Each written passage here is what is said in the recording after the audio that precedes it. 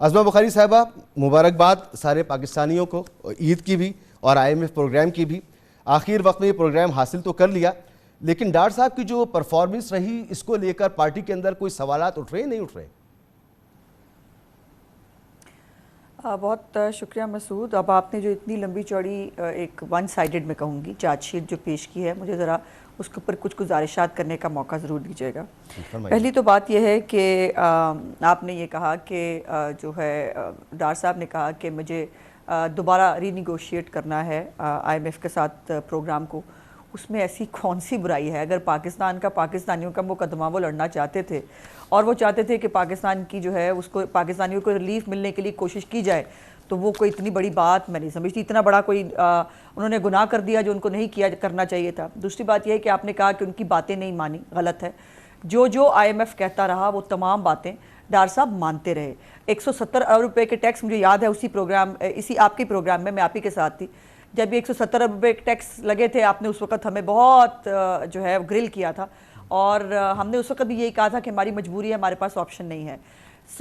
وہ ایک کے بعد ایک سخت شرائط جو ہے وہ پاکستان کے سامنے رکھتے رہے، اور ہمیں یہ پروگرام اس لیے چاہیے تھا کہ جیسے آپ خود بتا چکے ہیں کہ یہ ایک سٹینڈ بائی ارینجمنٹ ہے، اور اس پروگرام کے ساتھ بہت کچھ ایڈیشنل جڑا ہوا ہے، وہ شاید آپ نہیں بتا سکے، وہ میں بتا دیتا ہوں۔ میں بتا دیتا ہوں ایکچولی یہاں پر ایک چیز کلیئر کر لیجئے کہ یہ پروگرام ہمیں یہ نہیں چاہیے تھا جو ملا ہے، یہ سٹینڈ بائی ارینجمنٹ ہے۔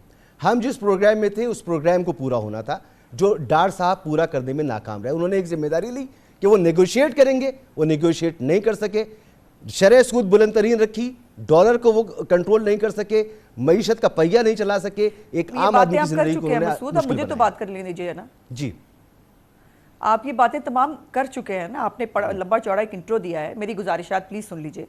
میں یہ گزارش کرنا چاہتی ہوں کہ ہم وہ پروگرام نہیں کر سکتے تھے، نہیں کرنا چاہتے تھے، اس لیے ہم ٹیکس لگائے جا رہے تھے، اس لیے جو ہے وہ ان کے کہنے پر پیٹرول کی اور گیس کی اور یہ سب قیمتیں بڑھتی چلی جا رہی تھی، یہ ہم شوقیہ کر رہے تھے نا۔ مطلب عجیب بات یہ ہے کہ دوسرا آپ نے بڑا عجیب سا محاورہ بھی استعمال کیا۔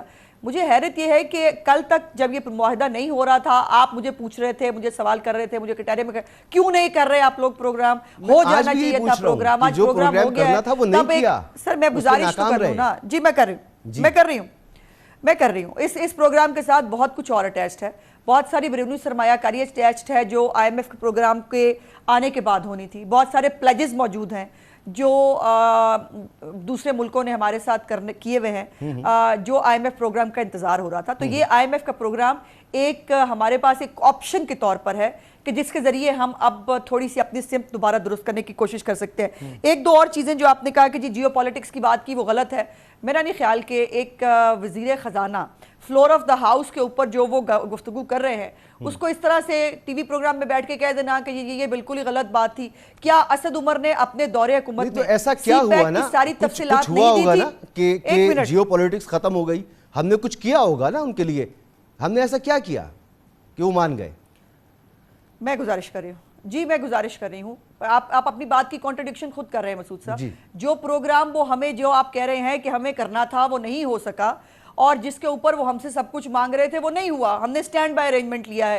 یہ بات آپ نے خود ہی اپنی کانٹرڈکشن درست کر لیجئے۔ دوسری بات یہ ہے کہ سی پیک کی ساری ڈیٹیلز جو ہیں اسد عمر IMF کے کہنے کے اوپر ان کو دے چکے تھے، اور تحریک انصاف یہ ان کی عادت ہے، یہ ان کا شاید ایک طریقہ واردات ہے، خاص طور پہ انڈر ڈیولپنگ کنٹریز کو جب وہ پروگرام دیتے ہیں تو وہ اس طرح کی شرائط رکھتے ہیں جس کے اوپر وہ ایک چیک اینڈ بیلنس رکھے۔ اسٹیٹ بینک کا جو ایک مشہور زمانہ بل ہے، آپ کو یاد ہونا چاہیے، وہ بھی تحریک انصاف کے دور حکومت میں ہوا تھا، اس کے اوپر بھی انہوں نے اپنی مرضی کی، بلکہ اپنا نمائندہ لا کر اسٹیٹ بینک کے اندر بٹھایا، اس نمائندے کی بھی بہت ساری چیزیں سامنے آ رہی ہیں۔ شوکت ترین کے ساتھ ایک نیا سکیم جو ہے وہ سننے میں آ رہا ہے، جس کے اندر انہوں نے جس طرح سے گورنر اسٹیٹ بینک میں شوکت ترین نے مل کر کچھ صنعت کاروں کو جو ہے وہ قرضے کی مد میں جو ایک سکیم کیا، اس کے اوپر یقیناً حکومت جو ہے وہ ضرور کرے گی۔ دوسری بات یہ ہے کہ جو ڈالر کی بات ہے، عجیب بات یہ ہے، آپ نے یہ بھی جو بیرون ملک پاکستانی ہیں، ایک فتنے کو آپ نظر انداز کیے چلے جا رہے ہیں۔ اس 1.5 سال میں ایک فتنہ تھا سڑکوں کے اوپر، جو پاکستان کے اندر جو ہے وہ لوگوں کو کہہ رہا تھا جو سیلاب کے لوگ ہیں ان کو پیسے نہ بھیجیں، وہ کہہ رہا تھا بیرون ملک پاکستانی جو ہے وہ پاکستان کو پیسے مت بھیجیں، ہنڈی کے ذریعے بھیجیں، وہ پہلے بھی کرتا رہا اب بھی کرتا رہا. ان تمام چیزوں کو اب نظر انداز کر رہے ہیں. ان کو نظر انداز میں آپ کو بتا عرض کر رہا ہوں کہ مجھے اگر ڈالر بھیجنے پر پاکستان میرے سامنے غیر بینکنگ چینل موجود ہے اور مجھے 30 روپے کا فائدہ ہو رہا ہے تو پاکستانی میں بھی ملک سے باہر رہا ہوں، مجھے پتا ہے کہ پاکستانی وہاں سے کیسے پیسے باہر بھیجتے ہیں. تو یہ ہوتا ہے اگر آپ کا انٹر بینک اور اوپن مارکیٹ میں فرق ہو تو پھر بینکنگ چینل سے پیسے نہیں آتے آپ کے پاس. یہ ہوا ہے ہمارے ساتھ. جی آپ درست کہہ رہے ہیں. اور یہ بھی ہم سب پاکستانی کرتے ہیں نا بیٹھ کے کہ ہمیں جو ہے یہ کہاں سے ہوتی ہے اوپن مارکیٹ کیا ہوتی ہے. اس کو حکومت کو اور اب یہ جو پروگرام کے بعد اب جیسے آپ نے کہا کہ نیا پروگرام جب نئی حکومت آ کے لے گی، یہ تمام وہ ریفارمز ہیں کرنے کی جو نئی حکومت کو کرنی ہوں گی اور کرنی چاہیے. لیکن اس کے ساتھ ساتھ یہ بات بھی ذہن میں رکھنی چاہیے کہ تب تمام ادارے اب پاکستان کو بخش دیں. اب نئے تجربات کرنا، اب نئے ایکسپیریمنٹ کر کے چلتی ہوئی پاکستان کی پٹری کے اوپر سے اس کو اتار کے نیچے پھینک دینا، کب تک؟ 75 سال ہو گئے ہمیں، اور ذرا پاکستان ٹریک پہ چلتا ہے، ایک نیا پروجیکٹ جو ہے وہ عمران خان یا کچھ اور طرح کی لانچ ہوتا ہے، پھر سب کچھ پٹری سے نیچے اور پھر ہم وہی جو ہے وہ شکل دیکھ رہے ہوتے ہیں.